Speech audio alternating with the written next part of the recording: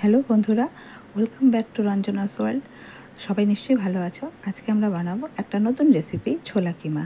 দেখো, আগের দিন রাতে আমি ছোলাটা ভিজিয়ে রেখেছিলাম এবং 2টো সিটি দেওয়াতে ওরা একদম সুন্দরভাবে সেদ্ধ হয়ে গেছে। এতটুকুই সেদ্ধ আমাদের হওয়ার দরকার। এবার এটা নামিয়ে আমি কড়াইতে তেল গরম করেছি, তাতে সাদা জিরে, শুকনো লঙ্কা, তেজপাতা ফোড়ন দিয়েছি। এখন দিয়ে দিচ্ছি রসুন কুচি আর সামান্য পেঁয়াজ কুচি। এদেরকে একটু ভালো করে ভাজা ভাজা করে নিচ্ছি। এবার দিয়ে দিলাম চিকেন কিমাটাও ভালো করে নাড়াচাড়া করে নিচ্ছি।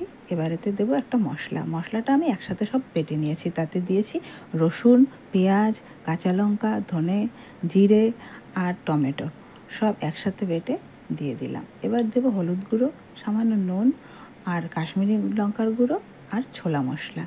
এদের একসাথে ভালো করে নেড়ে সামান্য জল দিয়ে আমি এটাকে ভালো করে কষিয়ে নেব। কষানো হয়ে এসছে, দেখো কি সুন্দর এদের কালার এসছে। এবার এখানে আমি দিয়ে দিচ্ছি সেদ্ধ করা ছোলা আর দিচ্ছি আলু সেদ্ধ টুকরো করেও দিতে পারো তোমরা, তবে আমার স্ম্যাশ করে দেওয়াটাই বেশি পছন্দের, তাই আমি স্ম্যাশ করে দিই। খুব ভালো লাগে, তাতে স্বাদটাও অন্যরকম হয়, টেক্সচারও খুব ভালো আসে তাতে। এবার এদের ভালো করে নাড়াচাড়া দিয়ে সামান্য জল দিয়ে ঢাকা দিয়ে রাখবো। ঢাকা দিয়ে রেখে দেওয়ার খানিকক্ষণ পর দেখো এরা কী সুন্দর হয়ে গেছে দেখতে। একদম সার্ভ করার জন্য এটা রেডি। এখন এটা আমি বলে ট্রান্সফার করে দিচ্ছি এবং নিজেদের পছন্দ মতো তোমরা সাজিয়ে নিও। আমি এখানে ধনেপাতা কুচি, কাঁচা লঙ্কা কুচি আর পেঁয়াজ কুচি দিয়ে সাজিয়েছি। এনজয় করো বন্ধুরা। Thank you for